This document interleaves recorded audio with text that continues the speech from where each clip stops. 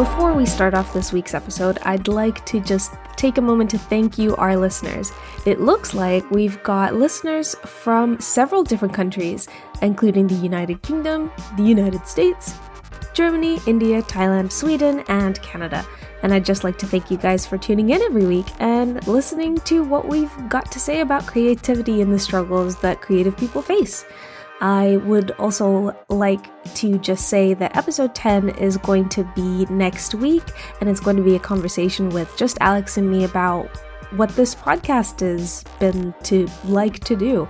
I'm going to call it the Metasode because I'm going to also address some of the creative issues that I have had with doing the podcast and getting guests and basically being a little bit overambitious with my goals for it. And if that sounds interesting to you, definitely visit us next week. But without further ado, here's our next guest. This week, we're talking to our good friend Jacob Benjamin, also known as That Guy Jakey online. He is a multi-talented creator who does photography, animation, illustration, but most of all, you can find him on his YouTube channel where he does gaming videos as well as unboxing videos. In this episode, we discuss things like distractions and trying to find the balance between consuming the kind of content you'd like to make and just relaxing for a little bit and finding some room for that as well. I hope you enjoyed the episode. Here we go. Welcome to the Flawed Workshop podcast with me, your host, Nancy Art Music.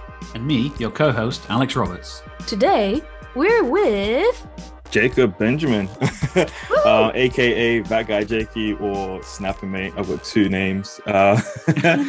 Basically two accounts, if you ask me. Multiple personas. I would say That Guy Jakey is probably the more common one. Yeah. So tell us a little bit about what you do. All right. So, yes, my name is Jacob. I'm multi-talented in a way. Just generally because I like to kind of like train my own self on like certain things. So such as video editing, drawing, like I didn't really have much help with that. I do special effects in a way, like with After Effects. I do photography as well. I do quite a lot, but I kind of like to move around in different topics. Yeah. It's like the classic creative person dilemma. What do I do? Yeah, exactly. I don't know. It's not like I get bored of something. It's just I kind of like to have more skills than just one, So, yeah. You're just intrigued by it all. Yeah. Yeah, I would say so. Yeah. So what's your main thing at the moment? So right now I am focusing purely on my YouTube channel. I do a lot of unboxing videos. I do gameplay videos, but I also am trying to save up for a really good laptop so I can start doing my intros again, which I genuinely create my own self. If you watch my previous videos, you can see like my special created videos. So, what do you mean by special creative videos? So, I don't know if you watched my previous videos. I've done my own intros. I've done all of that on After Effects. I do my animations as well. So, if I can afford a more, better computer, then I can definitely create my own intros with animations and stuff. So I thought you got one. I was really hyped for you because I thought you got a good laptop and stuff, and you were. It's good. Ready. It's good. It's just the specs that's not exactly the best. So I'm looking to get like a gaming laptop. Oh, okay. Yeah. So are you hoping to do like animation and stuff? Yeah, I done that back at university and I kind of want to jump back on it as well. But yeah, I just need the right equipment. I want to explore basically the timeline because we met a couple years ago now. And I originally knew you just to be not purely photography because I also knew that you were drawing as well. But tell me a little bit more about Snap It Mate, how that started, because you were kind of building this like photography brand as well. Yeah, absolutely. I generally started Snap It Mate when I went to my first Comic-Con. I was just doing some random photography, like had my first DSLR camera, and I thought, you know what, I think this is the right opportunity to actually take some really good photos of like models and stuff or cosplayers. Best place to start. Yeah, absolutely. Because everyone's willing to take pictures, right? There's no money involved or anything. They just want to take some pictures. As long as you can, obviously send them the photos, then you're pretty much good to go. But yeah, I didn't have Snap-It-Mate before my first Comic-Con. So I went to Comic-Con, took some photos, and even my friend, he helped me out because he was doing like cosplaying as well. So then I thought, you know what, these photos actually look really good. And maybe I could actually make something out of this. So I took about a month trying to create a name for myself. And I thought Snap-It-Mate was actually, I thought Snap-It-Mate was actually a really cool, nice name because it represents photography. It represents that I'm British. And it also represents that I also do my own like graphic designs as well. So I thought that was a nice little name. It has a nice ring to it when you say it. You say it with such enthusiasm. Snap it, mate. Snap it, mate. Oh, cool. That's such a good idea, using Comic-Con where like people are actively there to like display themselves, and that way you don't need to hire models or anything like that. So it's a really good idea. Yeah, absolutely. Like I think Comic-Con is like the place to start, honestly. Like even if you're not really interested in doing cosplaying or even taking pictures of cosplayers, it's just to get that feel of how to use your camera and that sort of urgency as well, because not much cosplayers have time to actually take pictures, right? And I think as a photographer, it's quite important to know how to take photos in a quick manner, but also making them look good at the same time. Because I mean, for example, if you was to go to a movie premiere, no one's not going to set up a camera or anything. They just got the camera in their hands and they're ready to take pictures. They have all the settings and everything. So I think Comic-Con is actually a nice little start. It's just a case of having to go through 1,000 photos to find the right ones afterwards. Yeah, that's the hardest part, I suppose. So with everything that's been going on this year, what have you done, seeing as Comic-Con hasn't been able to carry on? Have you found a new area outlet that you're doing, or sort of trying something new instead? Yeah, so last year I did start to do some illustrations, which I've been doing for a few years now, but I thought I would, focus on that now that photography's kind of calmed down because of, COVID and such. Yeah. So I thought there could have been something that could, work at home and, kind of like upskill myself in a way, And illustrations was actually quite important to me because it's part of my Snap-It-Mate brand. And I wanted to sort of make a second part to Snap-It-Mate as well, where I can focus on t-shirt designs. Oh, and cool. that's where my designs kind of went. Like I had some really wacky designs. Like my recent one, I've got like a peace sign, and it's like some of the skin is like fading off. It's a little grim. It's a little grim, but it looks really, really cool. And I put the peace sign underneath it as well. And there's like a tattoo on the hand that says peace. Nice. And my reasoning for that is because peace represents two things: peace in terms of not calmness or being chill, but also peace as in, afterlife. So okay. it's a little dark. It's a little dark, but it's also like when someone dies, it's rest in peace. So it represents two things, good and bad at the same time. So I thought that was a really important design. Yeah. I really like that one. But that was my latest project. And I am planning to make some more t-shirt designs as well. So I just needed a better computer because this computer that I'm using is currently slow. Go old school. So get a silk screen print and just like hand do every single one. Honestly, if I had that sort of skill, which I may even invest in, I think that would be pretty nice, to be honest. Okay. I really like the concept of turning something a little bit sad and grim into a little like a cool t-shirt design. Something that like has two meanings is really always so nice, especially when you can like make something sad a bit happier. Morbidly beautiful. Yeah, exactly. Yeah, exactly. I feel like I'm going to put you on the spot a little bit. Yeah, go for it. I want to explore a little bit this I need a better laptop thing. Sure. Oh, you want to get psychoanalytical? A little bit, yeah. Okay. Only because I find that I have the same issue. Basically, when we first met, I was telling you that I was really into like trying to do music, but I've never released anything whilst we've been friends. Do you know what I mean? Yeah. So in my head for a long time, and I've discussed this on like other episodes, I've always thought like, oh, I need a better guitar, I need, better software, I need to take this class or whatever else. And I kind of realized after a while that I was just putting like excuses in my head so that I didn't have to like make my stuff. So the question is, do you think that you could make what you want to on your laptop now? Potentially, yes, but it's definitely going to be a hard time. Especially because the storage. The storage is literally one of the biggest issues that I have with my current computer. Photoshopping is extremely hard because you need space for like files to be saved consistently. Video editing, again, it's the same case for Photoshop. Files are consistently being saved because of rendering. To use After Effects as well, again, that's probably the most demanding program between those two things I just said a while ago. And I think when it comes to RAM as well, 8 gigs of RAM at the moment is decent. It's actually definitely better than my old MacBook Pro. But 16 gigs of RAM would definitely make my computer last longer, because the computer that I just got now, it's only lasted for about 2 years. And obviously, when you do invest your money into a computer, you kind of want it to, stay for, a while. Yeah. And 2 years is kind of disappointing, if you ask me, especially when it's a computer that's nearly £1,000. I think my one's pushing 10 years now, isn't it? Your one's pushing 10 years. Yeah, but you can barely do stuff on mine anymore. I think I tried to edit an episode of the podcast on the computer, and it was like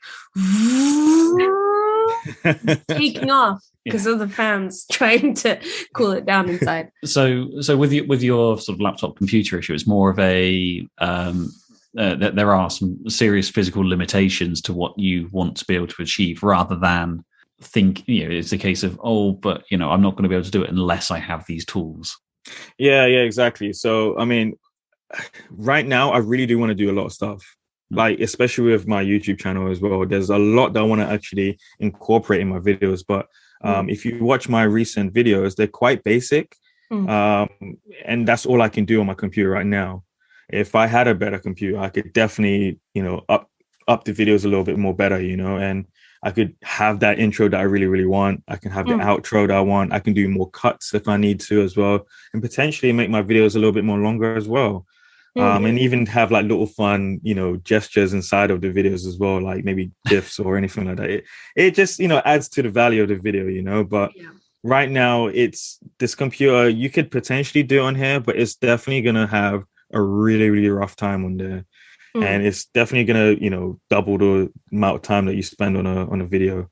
So, I think it's important to have the right gear for what you want to do, but also try and keep it at a good budget. Don't, I would say don't go broke. Some people that I've talked to have been like, I can't do anything. Well, this is me, actually. I was going to say, this is literally all you. I was like, I can't play piano because I need a keyboard with sustain notes. Like when you press them down, they ring out. And it's like, that's going to be like, this one for 200 quid's fine, but I need this one. It's like $1.5 grand. And like, this is the one that would really up my music. But like, I could actually really be practicing on the 200 quid one. And it wouldn't really, like, there's stuff you can do to compensate for how bad stuff is, but I just never did it. So I just want to make sure that you're not in the same place. Because I see people like also like me kind of fall down on that, where they say, I can't do it unless I have this, and then it just never happens. But then I'd also like to know, if you then did get that £1,500 piano, would it be the case you get it and just think the keys don't quite feel right or something, or it's like, because actually when we before you got this laptop that hasn't lasted you very long, you weren't doing illustration as much. But once you got it, I saw like work on Instagram quite consistently from you. So it made me quite happy. Absolutely. And I can tell you which computer I have. I have a Surface Pro 6. And generally, because it is a touchscreen, I can actually do illustrations a bit more easier, especially with the Surface Pen. So Definitely. If someone is looking out for a device that has a 2-in-1 system, I would definitely recommend the Surface Pro, just generally because it's a bit more easier, and it saves you money on actually buying a drawing tablet as well.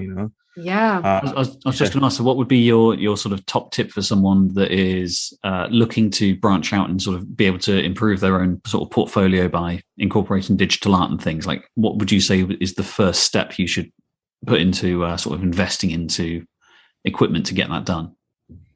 So first of all, I would definitely say think about what you truly want to do, because I think a lot of people categorize themselves as, because they're doing art or any sort of designer stuff, they feel like they need a gaming computer or they need something that's super powerful. And I think that's going a bit above what you may be able to afford, just generally because there are some really good computers that you can actually do basic drawings that is about £500-600. You know what I'm saying?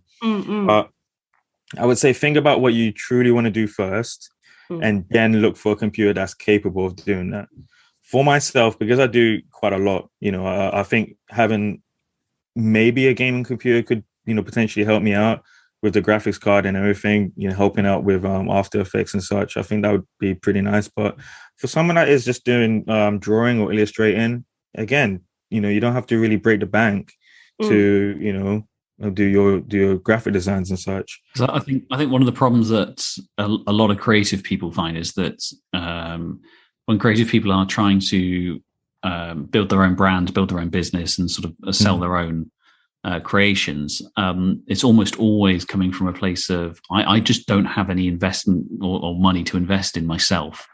It's like a catch-22 of I can't create the stuff I want to sell, but I can't sell anything to create the stuff I need to make to sell. Absolutely. And that in itself can be overwhelming. So it's always nice just to be able to hear, although you may have your eyes on this sort of £800, £1,000 laptop, if you just get this tablet to begin with, invest a few £100 in that, you'll be able to pay that off and then upgrade to the next thing quicker than scrounging around for the big end goal item. Yeah. 100%. And this actually relates to YouTube as well. Honestly, I'm not the biggest YouTuber ever, but I've seen enough videos to know that when you're starting out on YouTube, you do not need to break the bank. Yeah. I mean, we live in the 21st century where mobile phones cameras are actually really, really good. So honestly, yeah. Well, just look at the quality of the camera that we're using right now for this this chat. It's blurry and it's God knows how old. Luckily, we're not releasing the video for this, so it's fine. Now, this for context, this is an iMac 2011 iMac that I bought from CEX for 500 quid, C grade. So the screen is dented and also the display moves. So I can literally move this around. This like vignette on the camera is the actual display like coming down. But can I ask you, is that the one with a disk drive? With what? Yes. A disk drive. Yeah. Yep. I demanded it. That is the one that I have. It's the last model that actually has a disk drive. It broke my heart because I was obviously I bought this in like 2016, 2017. And I thought, okay, yeah, I want an iMac because I want a permanent place to make music and have it just, this was one of the bits of equipment that I bought that I didn't need because at the time, I had a 2012 MacBook Pro that, again, at that time was perfect for making music. I did heavy duty stuff because at the time I was studying music and sound technology at uni. And basically I had two different audio softwares running in the background. Like, yeah, it sounded like it was going to take off, but it was still moving. Yeah. And so if I could do all that stuff back then on that, I really actually never needed this computer that we're talking on right now, but it's come in quite handy. I'm very happy with it. Well, now you're doing all this podcasting pretty much on a nightly basis. You've got music and art on there as well. It's gonna be good. Yeah, you've utilized your investment. Finally, yeah. after 2016, how many years has it been? That's been 5 years. Damn. 100 pounds a year on a computer that's now 10 years old. Yeah, no, there we go. Yeah, put it in context. But anyway. Oh man, I wish I, could still use my MacBook right now because I really do like MacBooks. I think they are really, really good computers, but I think it was my fault why it's completely a mess at the moment. Did you spill something on it? Not even that. Let's take it back to university. So I did a university course on animation and moving images. If you're not too familiar with moving images, it's basically being the manager for filming videos, casting, scripting, all that kind of stuff. And they wanted us to do everything alone. With no help. The only thing we needed is, actors and stuff so we could actually start filming. Very, very stressful. But then I also had to do animation as well, which is the course I actually wanted to do. But apparently you couldn't actually do animation without moving images. So that was a mess. Okay. Yeah, I don't know. They probably changed it now, but I went to UEL, and when I was applying for it, the teacher said, animation comes hand in hand with moving images. So, if you're going to do animation, you have to do moving images as well. I was a little sketchy about that, but he said, he looked on my portfolio and he was like, yeah, moving images would be great for you. So I was like, okay, cool. I'll do it. I appreciate it. Sorry? I was just saying, me and a friend of mine who was doing film, like in university, was saying that uni was quite good for him to discover what else was available to him through his lectures and through all the other units that you're unfortunately forced to do in some ways. But maybe that's good for some other people because maybe they find out that the reason they went to uni is not actually going to be useful for them.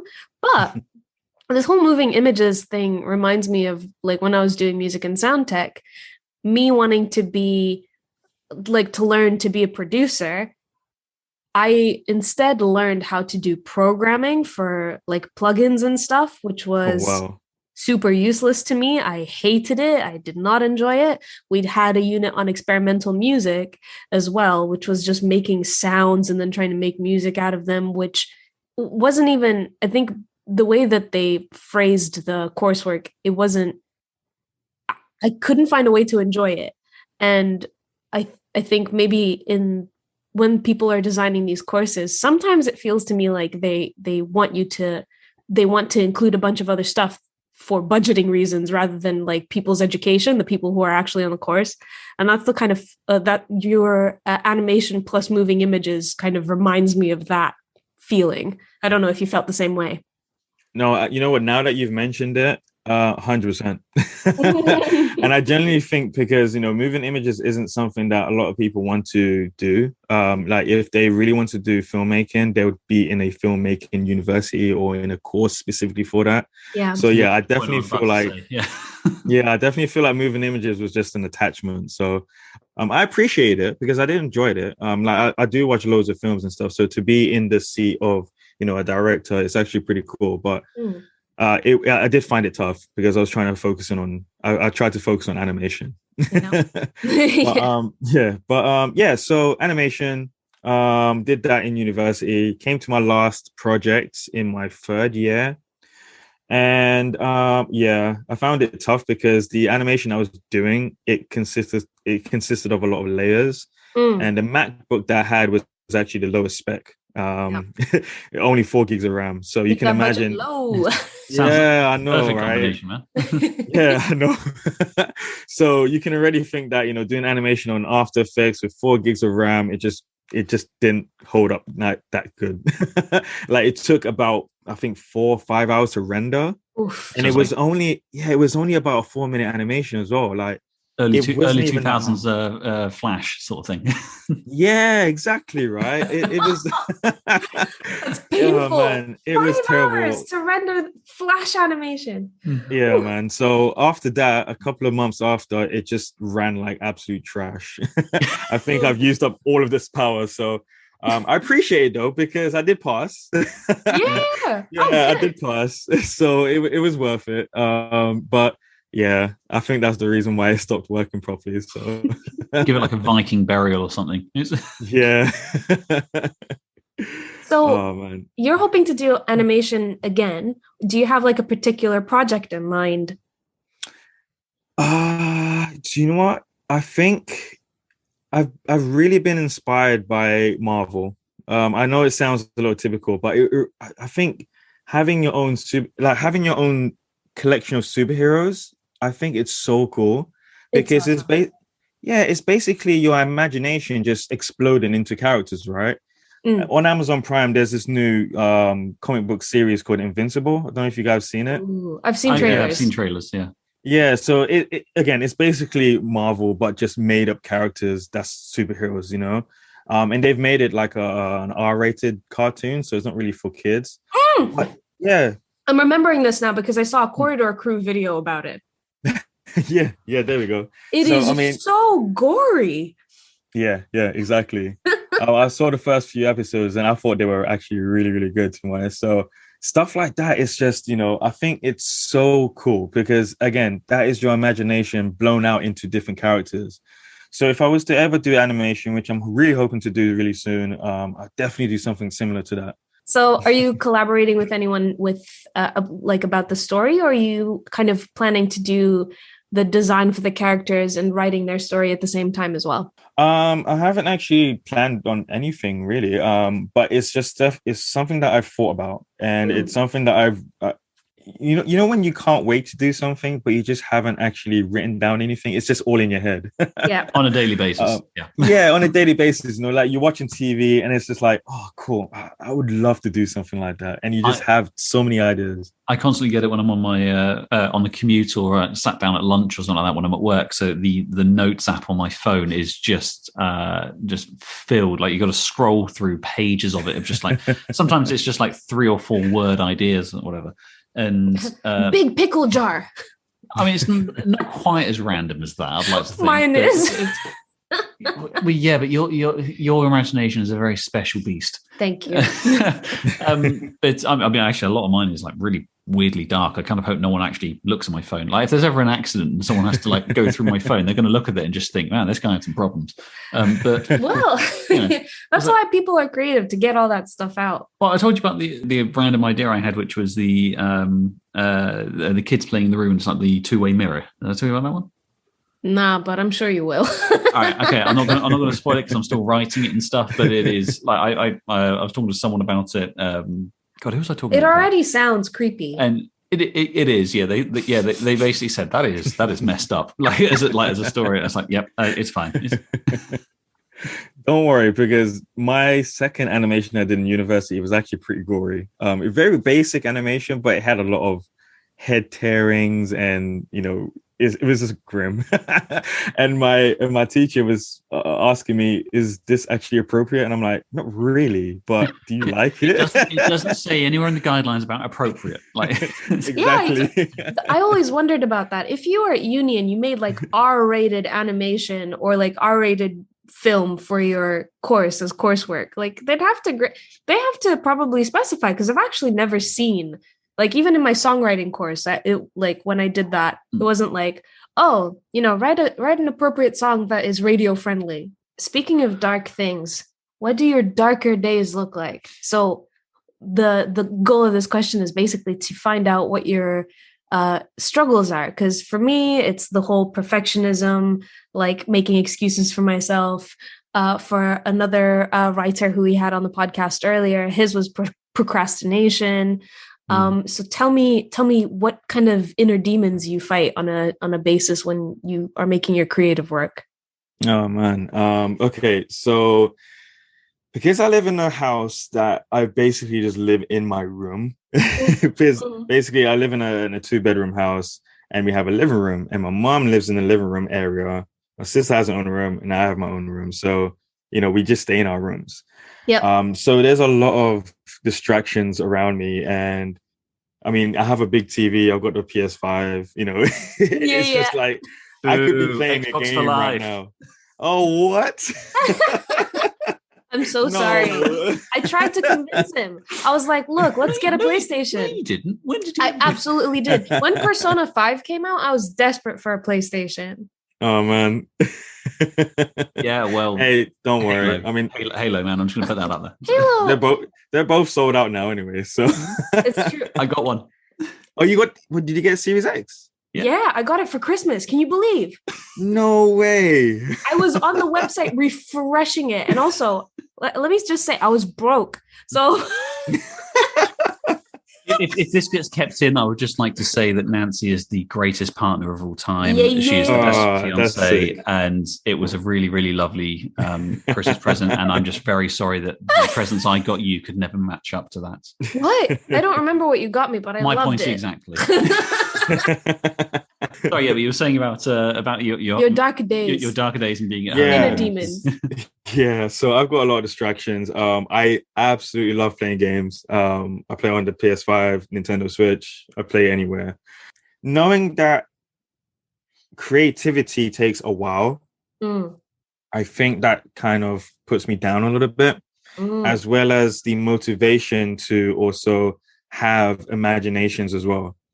I think it's tough because especially if you're in a tough time, for example, COVID, Yeah. it's very hard. Yeah, it's very hard to be motivated to do something that you personally love. You're most likely doing something to pass the time because you're just waiting for COVID to finish.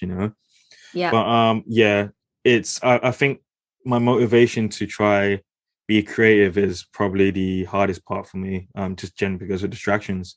I can guarantee you, if I wasn't playing a lot of games, I'd probably be drawing right now. But also on the flip side of that is, do you draw a lot of inspiration from the games that you're playing?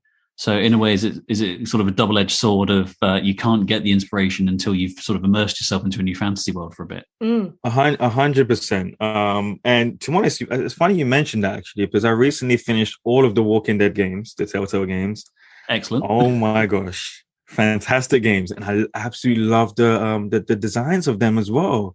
Like some people would say that the graphics aren't, that amazing, but it's not about the actual graphics. It's about the art style. And I think the art style was great. And stuff like that really inspires me to actually do something that's similar or even to do my own thing, because I can guarantee you that the Walking Dead games wasn't really produced by a lot of people. I reckon it was just produced by a small team. And obviously you're going to have those, lead designers creating these characters. So it was probably a lot of pressure for them to have a unique look to the Walking Dead. So, it's stuff like that where you play the game and you just go into this wonderland of, I could be doing something similar.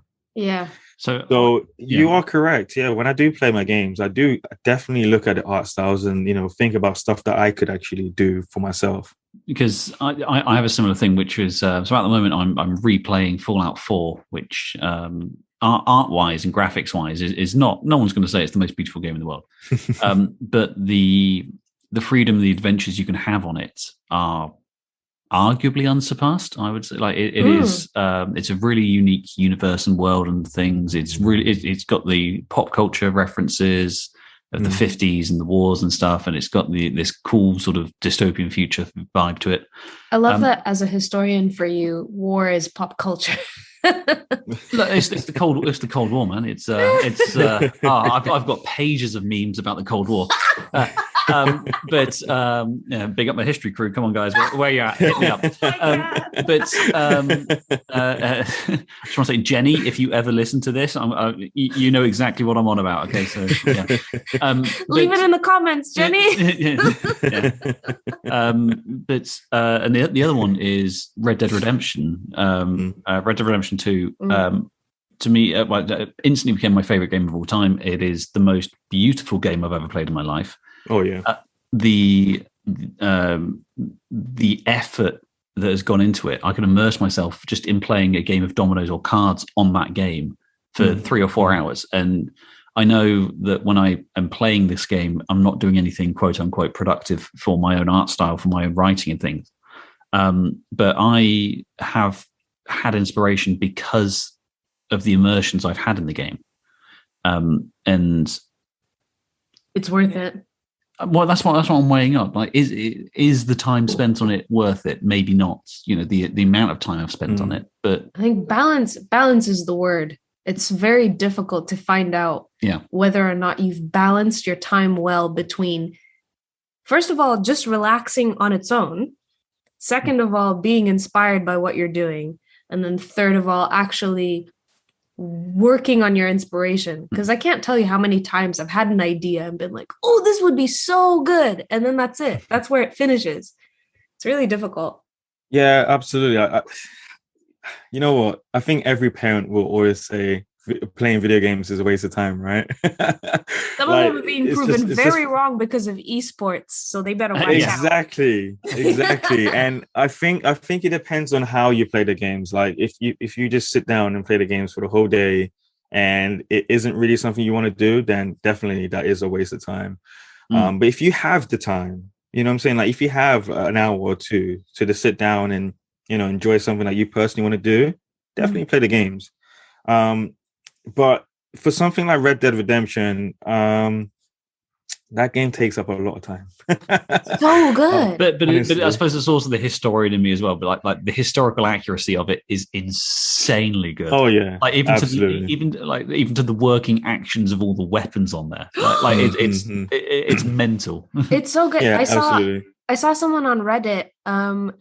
They were just kind of stood around, like they went to make a drink, came back or something, but they were in story mode and they saw that before the shop opens in the game, you see the shopkeeper restocking. And I was like, that is such incredible detail, completely unnecessary, because I don't think people expect that from a game anymore. Or at least most people don't expect that from a game, but they're bringing it up to that level. Although, gotta get better ethics. You know, let's not have 120-hour work weeks where we play a game nonstop for ages. Let me just, But very good, high quality, excellent, 5 stars, chef's kiss. Mwah.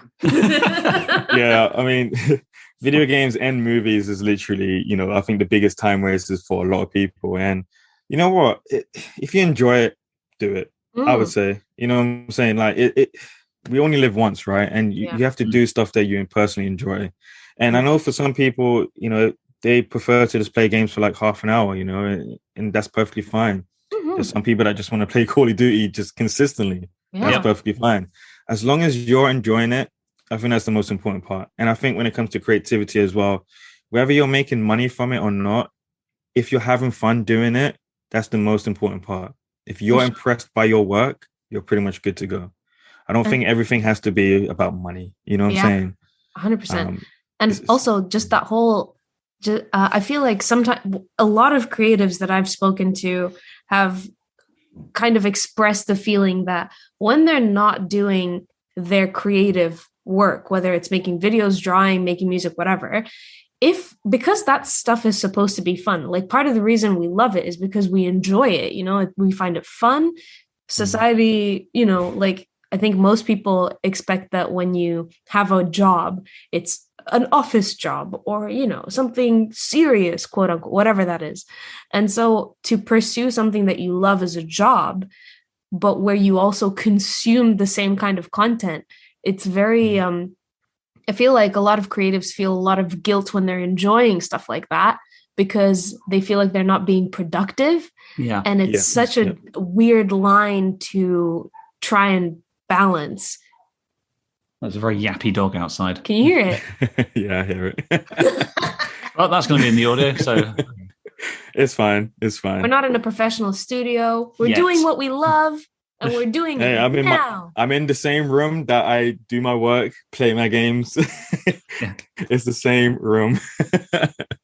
I love your Spider-Man posters or Spider-Man posters. Honestly, that film is great. I absolutely love it.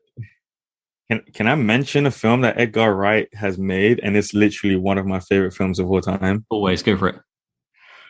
Oh, I'm so happy to say this. Baby Driver.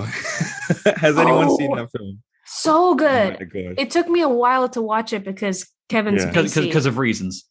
You know what? It's unfortunate that he's put a bad name on that film. It really is. Because that was basically it was literally one of his last films that he made.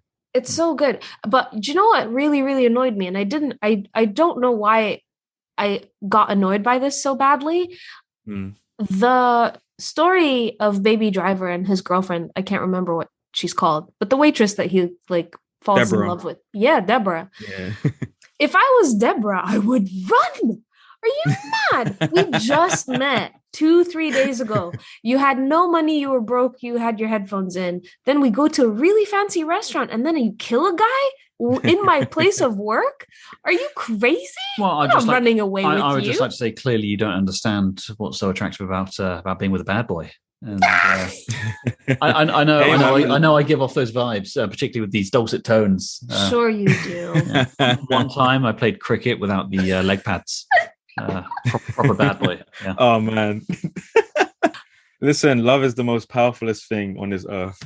I mean, I have to say, if she loves him so much that she's willing to wait for him, basically watch him kill somebody, still be okay with that, and then wait for him until he comes out of prison, knowing that he's fully guilty because he shot that guy. Anyway, but it is a good movie.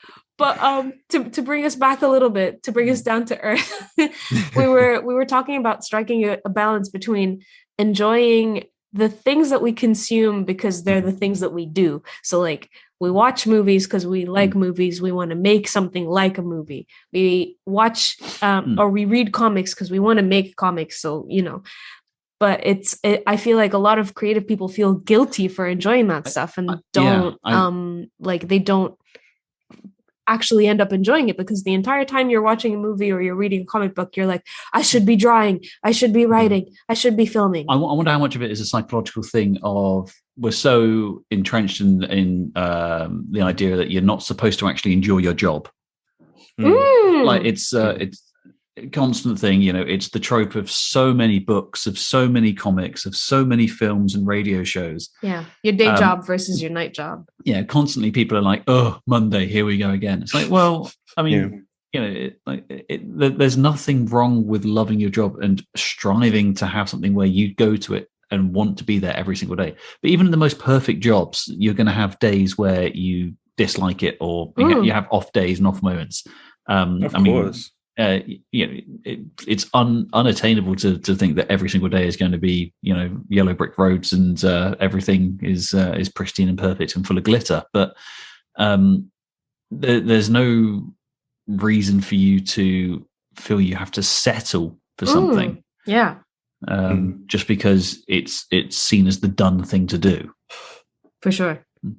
Yeah, absolutely. And to be honest, I think when you're focusing on your own work and you're doing work for money reasons, it gets really exhausting.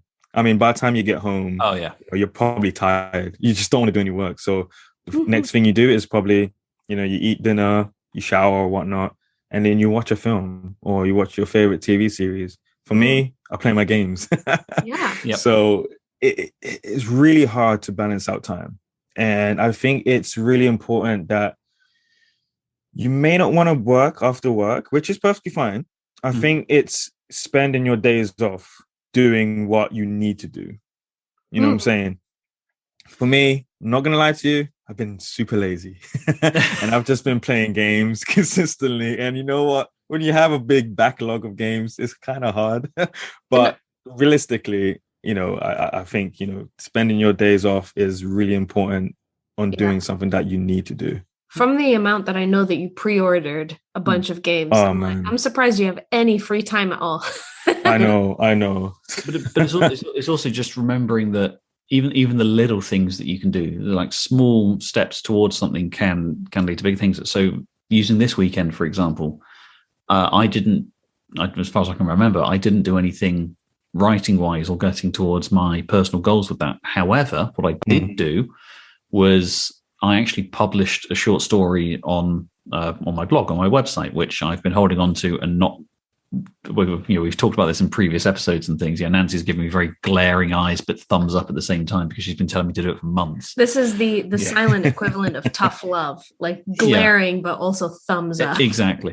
And I'll be honest, it was minimal work for me just to copy and paste it into the formatting and sort of, you know, find an image and put it up there and stuff. But the step forward that I've taken because of that vastly outweighs the fact that I didn't do 1,000 words of writing or something, at least from where I'm sitting right here, right now.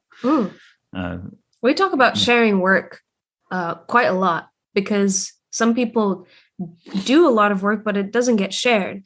And sometimes that's fine, but sometimes mostly for me, I wonder whether people who don't share anything and wait until it's finished, how successful something like that can be. So mainly because the communities that I'm in on like social media, Instagram, TikTok, they are big people. Like most of the people I follow share their progress on their work, and they're like, oh, I did 3 frames of animation this week. And that took a lot of time.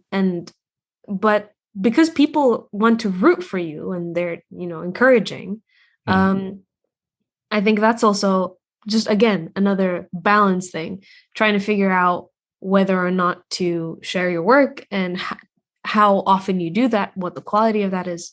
Also quite tough. How have you found social media? Oh, wow. Social media, yeah. Social media is a mixed bag, I think. Just genuinely because it's so packed with like bots and spammers and stuff. Like you don't know who's actually really liking your pictures or really following you and such. I mean, you just have to assume that it's real people, right? So I think when it comes to social media, you just have to stay motivated. And if you're not motivated, you're gonna, drop off. And it happens to a lot of people. I mean, for some people, they prefer to just have a personal Instagram or Twitter, and they just randomly post up certain things. And it's fine, but if you think of it this way, if you have a personal account, it's more than likely being followed by friends and family, which they already know what you already do. It's really important you move outside of that, because staying within a comfort zone is not going to get you anywhere. It's just going to show your friends and family that, yay, you can do your work. You've done something really cool. And they're just saying, oh, that's nice. But you really need to kind of branch out and create a whole new page to, get more audiences. And it's not going to be easy. It definitely isn't going to be easy. When I started out Snap It Mate on Instagram, and it's still progressing, it's really hard to get likes, because it's just been overflown by people that already have a lot of likes, or people that other people are gonna be from a long time ago. So it's really hard. Yeah, it's really hard to actually stand out from the crowd and stuff, and especially if you don't really have like a specific art style for yourself. Again, really, really tough stuff. But you just have to stay motivated. And I think social media, it's the future, isn't it? I mean, I don't think there's any other way of sharing your work besides social media now, isn't it? Unless if you're forcing pictures down someone's throat, then fine. But I don't think that's the right way to go for it. Social media is definitely the one to go for, but you just have to stay motivated. That's all it is. Yeah, I think especially now where distribution is very easy, you can arguably you can publish your work in seconds. The minute you're done, you can press send, and everybody in the world has the potential to see it. And that's incredible. That's not something that we could have done even 20 years ago. So it's something I think people need to learn how to take advantage of. And I learned about this quite recently. There are entire industries around content marketing. That's the phrase that they use. And if you are a writer, musician, a video maker, like any kind of content, their entire job is to learn what the Instagram algorithm's doing, what the LinkedIn algorithm's doing, what the YouTube algorithm's doing. And they change your tags, they change your hashtags, they change your descriptions. And all of a sudden, something as simple as that can bring you forward to strangers that might actually enjoy your work, because the algorithm's obviously based on actual data. And that's incredible. Obviously, that's never happened before. It's only really happening, and people are getting more and more aware of it recently. Taking advantage of that, I think, is very important. And yeah, I mean, I guess that's my whole point. To be honest, I personally think the algorithm for a lot of social media websites now have become extremely strict, which is fair, because they're trying to block out the more, spammer accounts and stuff. So that's perfectly fine. But it just makes things even harder now, because when you do post up a picture and it looks extremely good, you only get about 5 likes. Yeah. You know what I'm saying? And it kind of demotivates you as well. Yeah. Like, honestly, I felt like that on my YouTube channel quite a bit, especially when you put a lot of work into a video, you post it up, and then you only get about 10 likes, 10 views. And it can get disheartening.